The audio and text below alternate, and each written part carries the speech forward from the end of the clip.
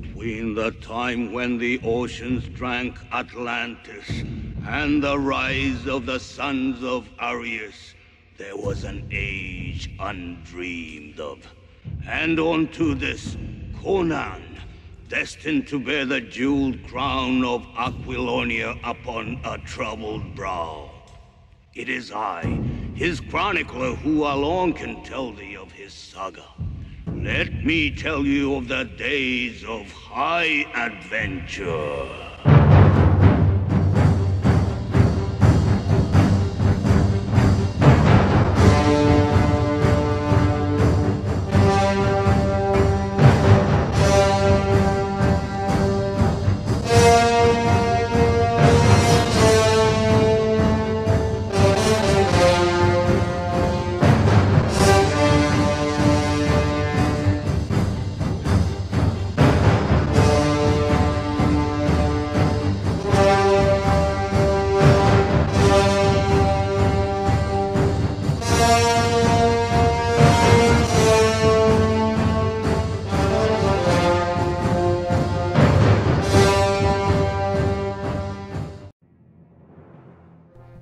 Hey there everyone, and welcome to Conan Chronicles. This is the show where we're going to be doing a review and retrospective on everything Conan the Barbarian. I'm your host, Dan, and today we're going to be taking a look at the second Conan story in publication order, The Scarlet Citadel, by Robert E. Howard. Our story begins with King Conan's crown being threatened by a cabal of treacherous conspirators once again. Before the events of the Scarlet Citadel, Conan was asked by Amalrus, the king of Aquilonia's neighboring kingdom of Ophir, to assist him with an existential crisis. Amalrus requested military support from King Conan to repel an invading army from Strabonus, the king of the hostile kingdom of Koth. To assist his longtime ally, Conan rode to Ophir with 5,000 Aquilonian knights as a gesture of his generosity. However, unbeknownst to Conan and his knights, Amalrus, Strabonus, and an evil Kothian wizard named Tesotholanti had created the conflict as a ruse, to lure the king away from Aquilonia where he could be captured, leaving the throne of the kingdom ripe for the taking. When Conan and his army arrived, they met the combined forces of the three conspirators, which numbered 30,000. Conan and his men fought valiantly against these impossible odds, striking down an impressive amount of enemy combatants before falling. In the end, though, the Aquilonians were overwhelmed by the size of the enemy force. Conan's knights were slaughtered, and Conan himself captured.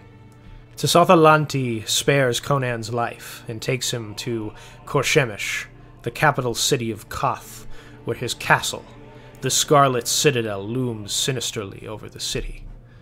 Deep beneath the citadel, Tesotholanti locks Conan in his mystical dungeon, where the wizard experiments with all manners of dark magic.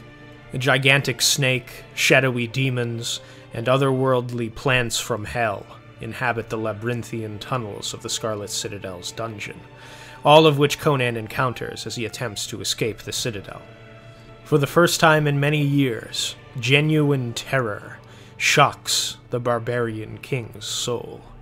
After almost dying a few times at the hands of the horrors that lurk within the citadel's dungeon, Conan finds and rescues another wizard, one of Tesotholanti's sworn enemies he had captured and tortured in his dungeon, named Pelaius.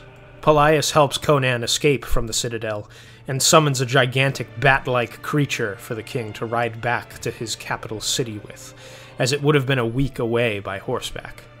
A week from then, Aquilonia's other territories would have fallen to the usurpers. Meanwhile, the conspirators had taken Conan's throne, and chaos reigned throughout his empire. Taxes were hiked, dissidents were executed, and rebellions were common. The people of Aquilonia cry out for the return of their barbarian king of foreign blood, feeling the boot of the usurper's oppression on their throats. Conan swiftly flies back to his city, enraged and screaming the cries of war, his sword arm ready to cleave the flesh of those who conspired against him. The king quickly disposes of the puppet prince who the conspirators had placed on the throne to rule in their interest, and turns his attention to rousing an army to take back what is rightfully his. The king manages to cobble together a ragtag army and rides to meet the invaders who sought to conquer the frontiers of the Aquilonian Empire. Conan and his army, once again faced with impossible odds, are able to overcome the invaders led by Tisathalanti. Tisatha is shocked by the reappearance of the king, and after his army is guaranteed to be crushed by Conan's forces, attempts to flee the battlefield on his magic steed. Conan pursues the sorcerer, but is unable to catch him on his trusty, yet still unenchanted horse. Just as the wizard is able to escape the king's fury, an eagle swoops down from the sky and slashes the head of Tisatha's horse. The wizard is thrown from his steed, tumbling into a helpless heap before Conan. Tisathalanti attempts to save himself by throwing a spell at the barbarian, but Conan avoids the wizard's conjured fire and decapitates him with his sword. Then the eagle who had assisted Conan arrives once again, cackling in the voice of Pelias, and takes with it the head of Tisathalanti. The evil wizard's body then leaps to life once again and pursues the eagle, before Conan thinks to himself that he would be happy to never meet Pelias ever again after such a sight. The second Conan story, in my view, takes everything that's awesome about the Phoenix on the Sword and improves upon it, by upping the stakes and scale of the story significantly. The bare bones of the plot are somewhat similar here to the Phoenix on the Sword. A group of nefarious conspirators, including an evil sorcerer, attempt to remove Conan from power by force, and Conan, faced with impossible odds, is just able to overcome them and retain the crown of Aquilonia. The difference here, to me, is the sense of large-scale epic adventure when compared to the Phoenix on the Sword's more intimate and small-scale assassination plot. The Scarlet Citadel opens right away on an epic and at the same time dire note. Howard immediately establishes that this is a story in which Conan will have to fight, command armies, and travel far and wide across the Hyborian Age's landscape. The roar of battle had died away. The shout of victory mingled with the cries of the dying. Like gay-hued leaves after an autumn storm, the fallen littered the plain. The sinking sun shimmered on burnished helmets, gilt-worked mail, silver breastplates, broken swords, and the heavy regal folds of silken standards, overthrown in pools of curdling crimson. In silent heaps lay war-horses and their steel-clad riders, flowing manes and blowing plumes stained alike in the red tide. About them and among them, like the drift of a storm, were strewn slashed and trampled bodies in steel caps and leather jerkins, archers and pikemen. The Aquilonians had not fled. They had died on the field, and of the 5,000 knights who had followed Conan southwards, not one left the field alive, and now the king himself stood at bay among the slashed bodies of his house troops, his back against a heap of dead horses and men. The clangor of steel rose deafeningly. The black-mailed figure of the Western king loomed among his swarming foes, dealing blows like a butcher wielding a great cleaver. Riderless horses raced down the field. About his ironclad feet grew a ring of mangled corpses. His attackers drew back from his desperate savagery, panting and livid. In this story, we first meet Conan, hopelessly outnumbered, and standing strong, but still also surrounded by a sea of dead men.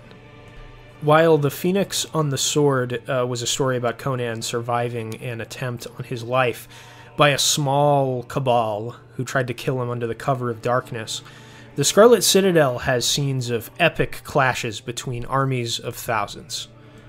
The story both begins and ends with a large-scale epic fantasy battle that one would expect to see in something like Lord of the Rings or Game of Thrones. 1,900 armoured horsemen followed him, the main bulk of which consisted of the Poitanian knights. Arbanus ordered his lines, and the allied army moved forward like a shimmering ocean of steel. The Shemites opened fire at 500 yards, and arrows flew like hail between the hosts, darkening the sun. The Western archers, trained by 1,000 years of merciless warfare with the Pictish savages, came stolidly on, closing their ranks as their comrades fell. The clash and clangour of steel was as that of 1,000,000 sledges on as many anvils. The watchers on the walls were stunned and deafened by the thunder as they gripped the battlements and watched the steel maelstrom swirl and eddy, where plumes tossed high among the flashing swords and standards dipped and reeled.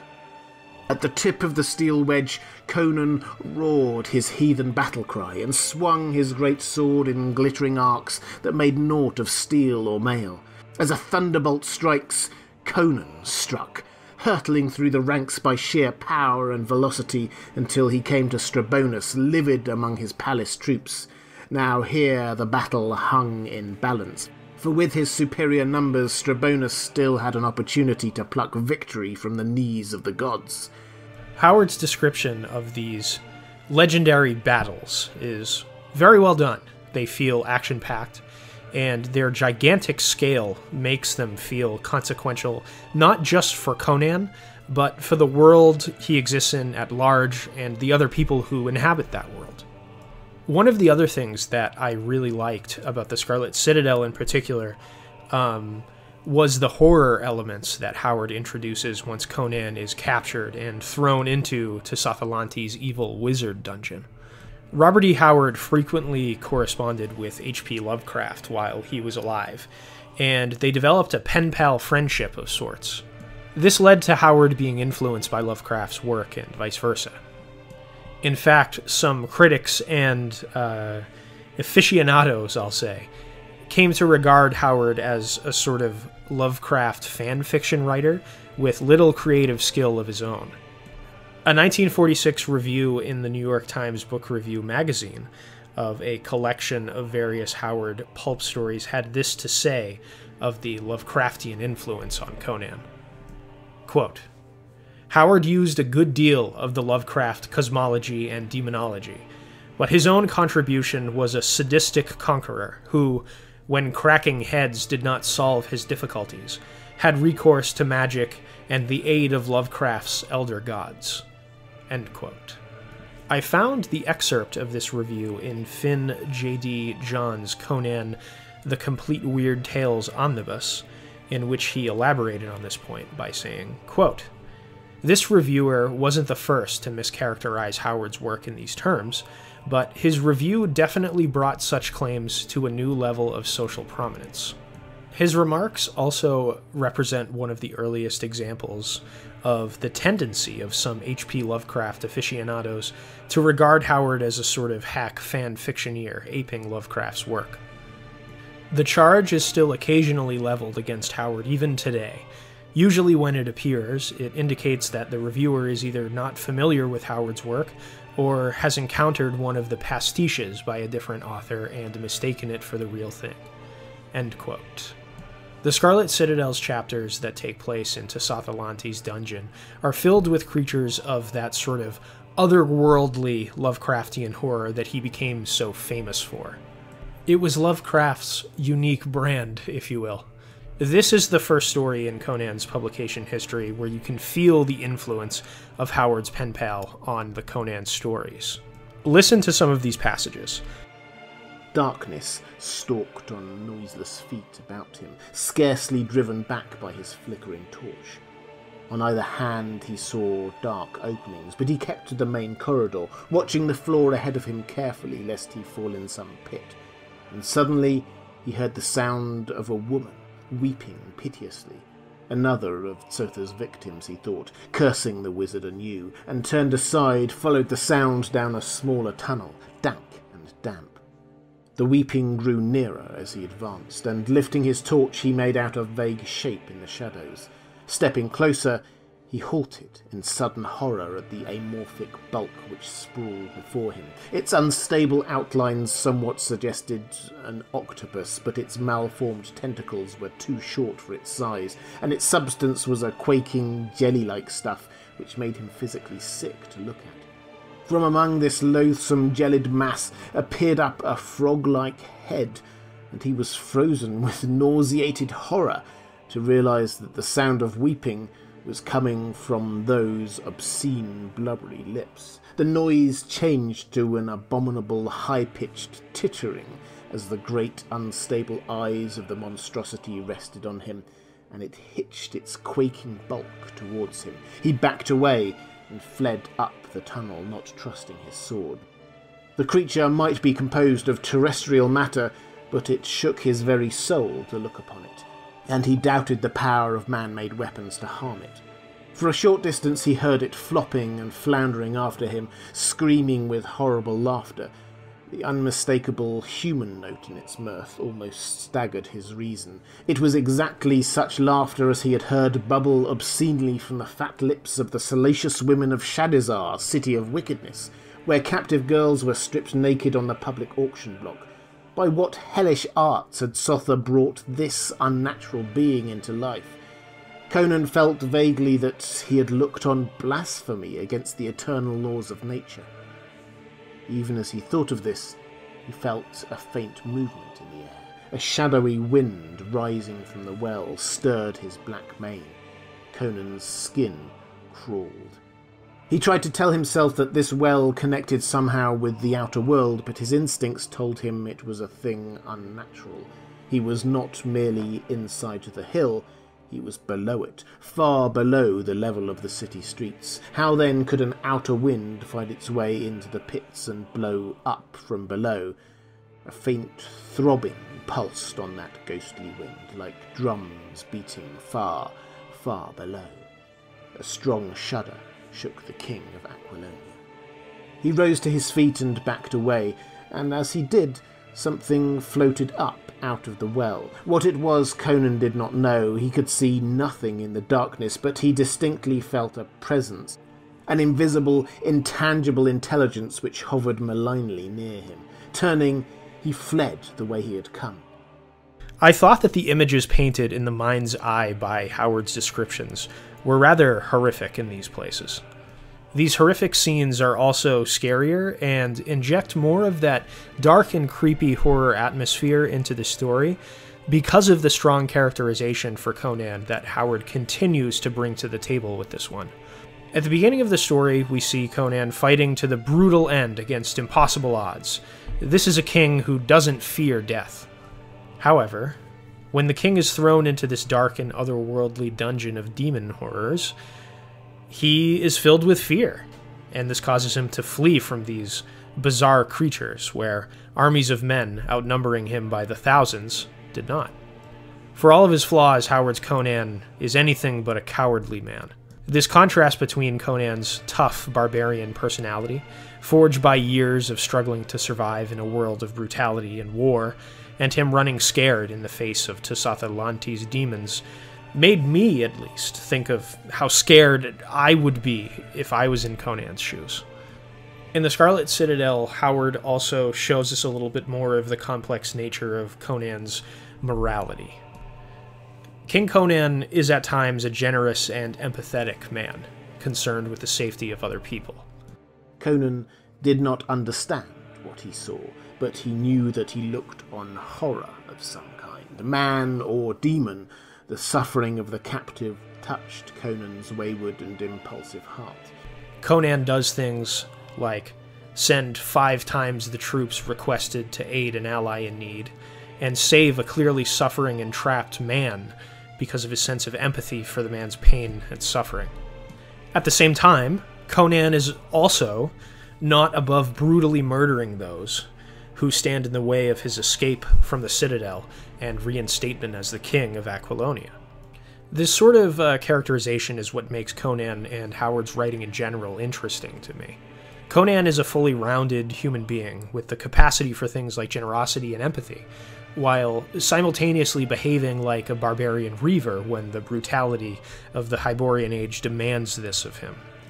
I also quite liked the fairy tale or fable feel of this story. I got that feeling even more here than the Phoenix on the Sword, which also had those elements, and done well, but I liked this a little bit better, I think. Here we have Conan traveling across exotic lands, fighting wars, escaping dark dungeons filled with horrors before unimagined, defeating a cabal of treacherous conspirators, and witnessing a dead body chase after its severed head as a magic eagle flies off into the distance. The vastness of the Hyborian world, the dangerous circumstances, the political intrigue, and the dark ending that feels like something out of a grim fairy tale all lend to the sense of epic adventure that Howard wanted to convey with stories like this. Like the Phoenix on the Sword as well, the Scarlet Citadel has a sort of fable/morality play-like downfall for the villainous characters of the story.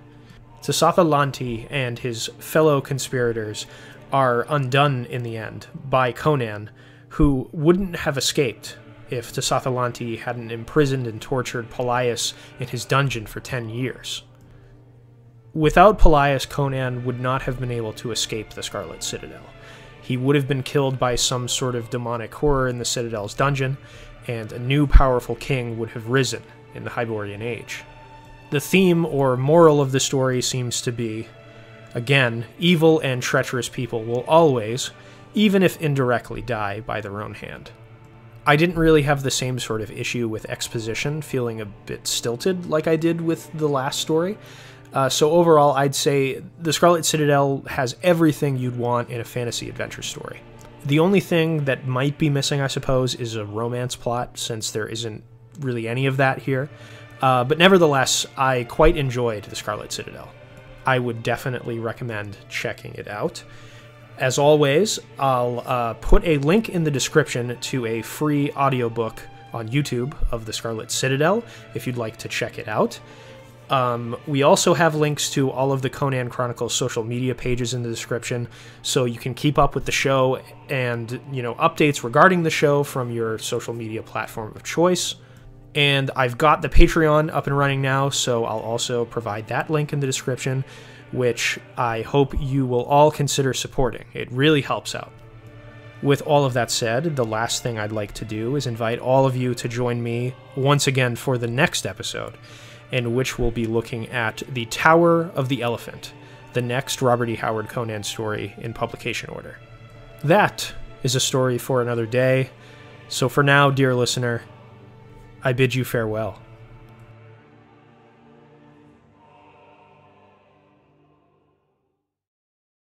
Before the savage blue eyes blazing murderously from beneath the crested, dented helmet, the boldest shrank.